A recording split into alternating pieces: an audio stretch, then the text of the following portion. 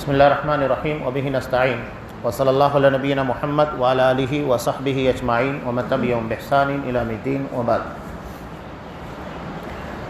محترم سامعین، امام مسلم رحمۃ اللہ علیہ نے ایک روایت نقل کی کتاب الامارہ میں حضرت ابو ہریرہ رضی اللہ تعالیٰ عنہ سے۔ بدنیتی کے اثرات، اس کے نتائج جیسا کہ دنیا میں ظاہر ہوتے ہیں۔ ٹھیک ہے، انسان دنیا میں تو اپنی اصلاح کر سکتا ہے، جیسا کہ باغ والوں نے اصلاح کر لی تھی، موقع ہے، لیکن آخرت میں موقع نہیں ہے۔ جو کامیاب ہو گیا کامیاب ہو گیا، جو ناکام ہوا ناکام ہو گیا۔ کامیابی کے بعد ناکامی کا یا ناکامی کے بعد کامیابی کا کوئی موقع نہیں ہے۔ حضرت ابو ہریرہ رضی اللہ تعالیٰ عنہ سے جب اس روایت کے سننے کا مطالبہ کیا گیا، مسند احمد کی روایت میں ہے کہ اس حدیث کو بیان کرنے کے لیے جب حضرت ابو ہریرہ رضی اللہ تعالیٰ عنہ تیار ہوئے، بے ہوش ہو گئے۔ ہوش میں آنے کے بعد جب دوبارہ حدیث کو بیان کرنے کی کوشش کی، پھر بے ہوش ہو گئے۔ تیسری مرتبہ اس کے بعد اس روایت کو بیان کیا۔ اس سے اندازہ لگائیے کہ جو روایت کو بیان کرنے والے وہ کتنی اہم ہے۔ یہ کہتے ہیں کہ میں نے نبی کریم صلی اللہ علیہ وسلم کو فرماتے ہوئے سنا، ان اول الناس یقضى علیہ یوم القیامہ رجل استشہد۔ قیامت کے دن سب سے پہلے جس کا مقدمہ اللہ کی عدالت میں پیش ہوگا وہ شہید ہوگا۔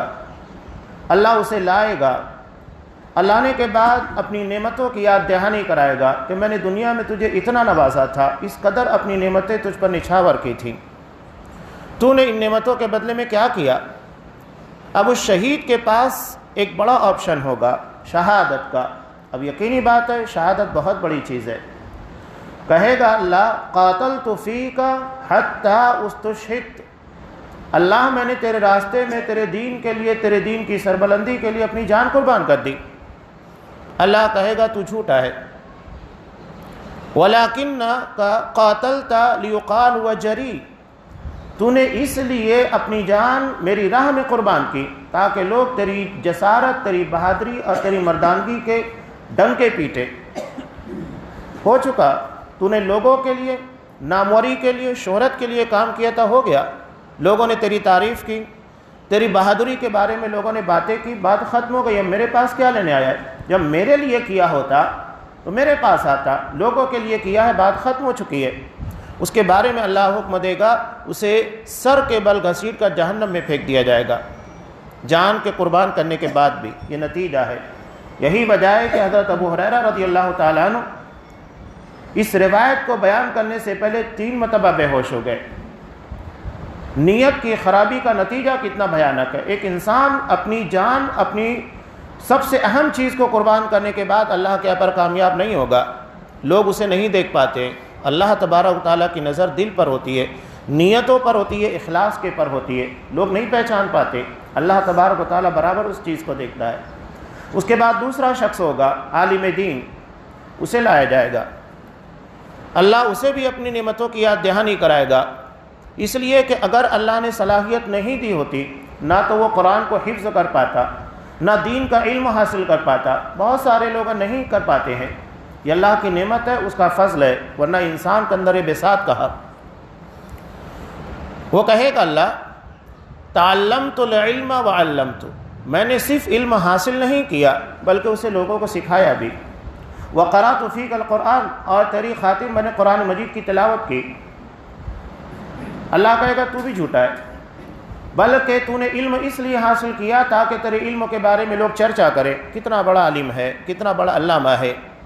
اور افسوس ہوتا ہے بہت سارے علماء کے بارے میں۔ ٹھیک، اللہ نے علم دیا ہے تو اس کا مطلب یہ نہیں ہے کہ اپنے آپ کو علامہ کہہ لو، اپنے علم کے بارے میں لوگوں سے تعریفیں سنو، نہیں، اس کا مطلب یہ کہ آپ اللہ کے لیے نہیں بلکہ لوگوں کے درمیان اپنے علم کی چرچا کے لیے باتیں کر رہے ہیں، محنت کر رہے ہیں۔ اور نبی کریم صلی اللہ علیہ وسلم نے اس بارے میں بہت سخت بات کہی۔ ابن ماجہ کتاب العلم کی جو روایت ہے، من طلب العلم لیباہی بہ العلماء ویجاری بہ السفہاء ویصرف بوجوہ الناس الیہ ادخلہ اللہ جہنم، جو علم اس لیے حاصل کرتا ہے تاکہ لوگوں کے علماء کے پر فخر کرے، اپنے علاوہ دیگر علماء کو اپنے سے حقیر اور کمتر سمجھے۔ یہ بہت بڑی خامی اور بہت بڑی غلطی ہے کہ اپنے علاوہ دیگر علماء کو کمتر سمجھنا۔ ارے اس کو کیا آتا ہے، مجھ سے پوچھیے، میں بتاتا ہوں، میں اس ٹاپک کے پر تقریر کر کے آپ کو دکھاؤں گا۔ اس کا مطلب کیا ہے؟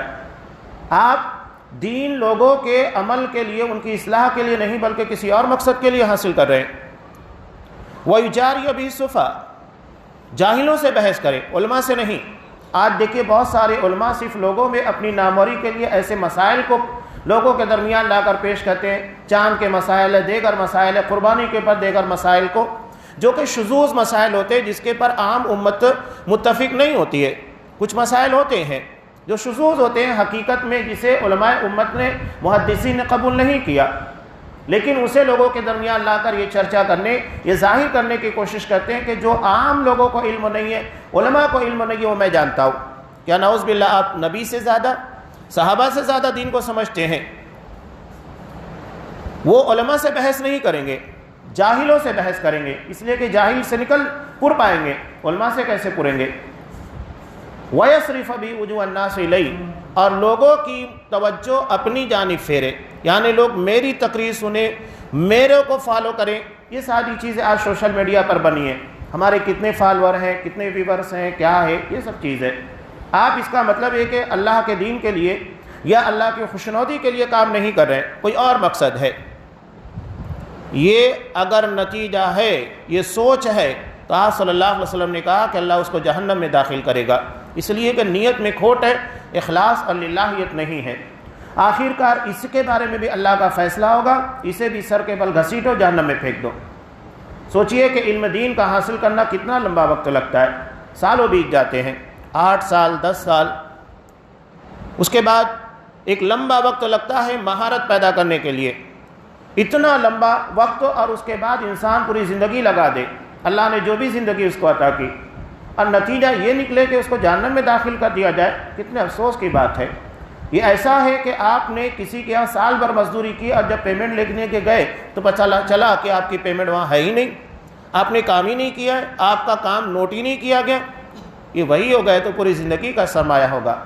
اور آخر میں تیسرے کے بارے میں آپ صلی اللہ علیہ وسلم نے کہا کہ ایک شخص ہوگا، آتاہ اللہ المال من اصناف المال کلی، اللہ نے جسے ہر طریقے کا مال عطا کیا۔ ہم عام طور سے ہم دیکھتے ہیں کہ کسی کو ایک لائن کے اندر مہارت ہوتی ہے، وہ ایک طریقے سے انکم اب سورس ہوتا ہے، لیکن اس کے پاس کئی ذریعہ ہوگا کمانے کے لیے، کئی طرف سے اس کے پاس انکم ہو رہی ہے، سورس بہت زیادہ ہیں۔ اس کے بعد اللہ تبارک و تعالیٰ اس کو اپنے سامنے پیش کرے گا اور اپنی نعمتوں کی یاد دہانی کرائے گا۔ وہ کہے گا کہ ہاں اللہ تو نے مجھے بڑا نوازا تھا، اگر تو نے نعمت نہ عطا کی ہوتی تو میرے پاس آج کچھ نہیں ہوتا۔ اللہ کہے گا کہ تو نے ان نعمتوں کے بدلے میں کیا کیا؟ وہ کہے گا کہ میں نے جس راہ میں مجھے علم تھا کہ یہاں پر مال خرچ کرنا چاہیے، کسی غریب کے لیے، میڈیکل لائن کے اندر، تعلیم کے اندر، یا کسی بیوہ کے لیے، جہاں مجھے ضرورت محسوس ہوئی، جہاں مجھے علم ہو سکا، ہر اس راہ میں میں نے اپنا مال خرچ کیا۔ اللہ کہے گا تو بھی جھوٹا ہے، تو نے یہ اس لیے کیا تاکہ تجھے لوگ سخی کہیں، فیاض کہیں، کتنا دلدار ہے، کتنا مالدار ہے۔ اب میرے پاس کیا لینے آیا ہے؟ جو کام تو نے لوگوں کے لیے کیا تھا وہ اس کا اجر مجھ سے کیوں مانگ رہا ہے؟ اس کے بارے میں بھی حکم ہوگا، اس کو سر کے بل گھسیٹ کر جہنم میں پھینک دیا جائے گا۔ یہ سماج کے 3 اہم طبقوں کا تذکرہ ہے، یہ مثال پیش کی گئی ہے۔ شہید جو اپنی جان قربان کرتا ہے، باہر کے دشمنوں سے اندر رہنے والے مسلمانوں کی حفاظت کرتا ہے، اور مسلمانوں کی حفاظت کے لیے، اللہ کے دین کے لیے اپنی جان قربان کرتا ہے۔ عالم دین جو اپنے علم کے ذریعے لوگوں کی اصلاح کرتا ہے، گمراہی سے بچانے کی کوشش کرتا ہے، اور مالدار جو اپنا مال خرچ کر کے دین کے کاز اور اس کے مشن کے اندر اپنا رول ادا کرتا ہے۔ ہر کسی کا اپنا رول ہے، اپنا کردار ہے، تینوں اہم چیزیں ہیں۔ لیکن اگر یہ تینوں اہم مقاصد اللہ کے بجائے کسی اور چیز کے لیے کیے گئے تو اس کا اجر ضائع ہونے والا ہے، اور آخرت میں جو نقصان ہوگا بہت شدید ہوگا۔ اس لیے اپنی نیتوں کے بارے میں ہمہ وقت چوکنا رہیے۔ شیطان کوشش کرتا ہے کہ اگر آپ نیک کام کر رہے ہیں تو اسے بدنیتی کے ذریعے ڈائنامائٹ کرنے کی کوشش کرتا ہے۔ اپنے اس معاملے کے پر، اپنے دل کے پر، جس کی پر اللہ کی نظر ہوتی ہے، خصوصی توجہ دیجیے۔ پروردگار ہمیں اخلاص و نیت کی دولت سے مالا مال کرے، ہمارے ہر عمل کے اندر اخلاص پیدا کرے، بدنیتی، شہرت نمائی، اس طرح کی حرکتوں سے ہمارے کردار و عمل کی حفاظت فرمائے۔ آمین۔ وآخر دعوانا الحمدللہ رب العالمین۔